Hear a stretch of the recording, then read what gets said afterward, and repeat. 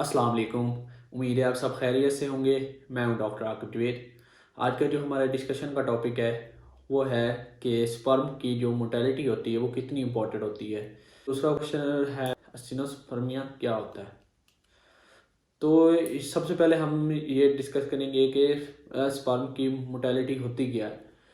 तो मोटेलिटी का मतलब ये होता है कि स्पर्म कितने ताकतवर हैं, क्योंकि ये जो स्पर्म होते हैं इनकी मूवमेंट जो होती है उसको हम मोटेलिटी कहते हैं कि कितनी क्योंकि स्पर्म ने ओवरी तक पहुंचने तक जो अंडेदानी होती है वहां तक पहुंचना होता है, तो उसके लिए उसने मूवमेंट करके उसने अंडेदानी तक पहुंचना होता है।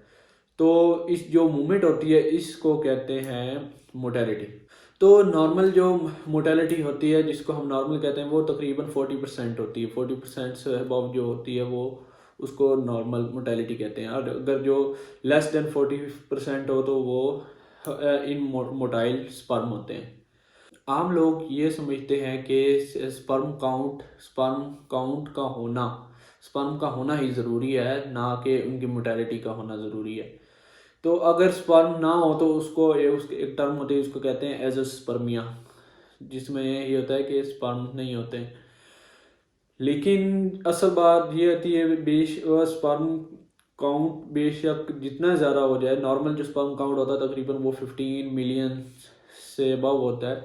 तो अगर एक नॉर्मल इंसान है जिसमें 15 मिलियन है स्पर्म काउंट, लेकिन उनकी मोटाइलिटी जो है वो 40% से कम है, तो वो बच्चे पैदा नहीं कर सकेगा। तो ये हकीकत है। तो इसमें इसलिए ये मोर्टेलिटी बहुत इंपॉर्टेंट होती है, क्योंकि बेसिकली ये होता है कि जो ये हमारे स्पर्म होते हैं इन्होंने जाना होता है पहले जो बच्चेदानी में, वहाँ से फिर ये आगे ट्यूब्स में जाते हैं हरकत करके, फिर ये आगे जाते हैं दूसरा ट्यूब से आगे जो ओवरी जो होती है वहाँ तक जानी है, तो वहाँ पे जाके फिर इसने फर्टिलाइजेशन करनी होती है, वहाँ से फिर ये दूसरा बच्चा पैदा होता है।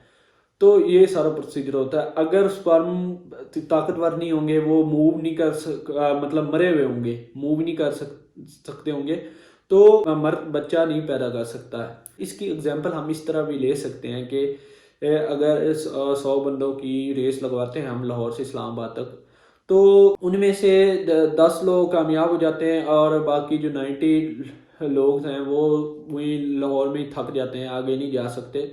तो वो उसमें वो नॉर्मल मोटाइल नहीं होंगे ना, तो मतलब वो इमोटाइल है उसका।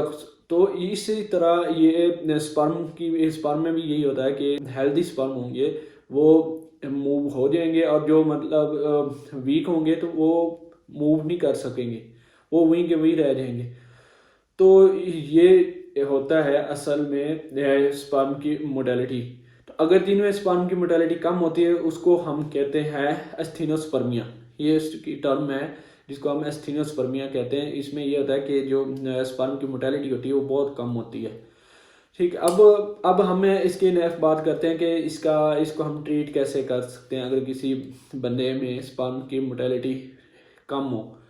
तो इसको हम जो एक अच्छे सप्लीमेंट्स वगैरह जो होते हैं वो प्रोवाइड करते हैं मेडिसिन के तौर पे, तो उसके ज़रिए भी हम इसको ट्रीट कर सकते हैं। उसके अलावा हेल्दी डाइट अगर वो ले, ठीक है, उससे भी ये बेहतर हो जाते हैं। उसके अलावा अनहेल्दी फूड्स होगी, उनसे अगर आप परहेज वगैरह करें तो इससे भी मोटेलिटी बेहतर हो जाती है।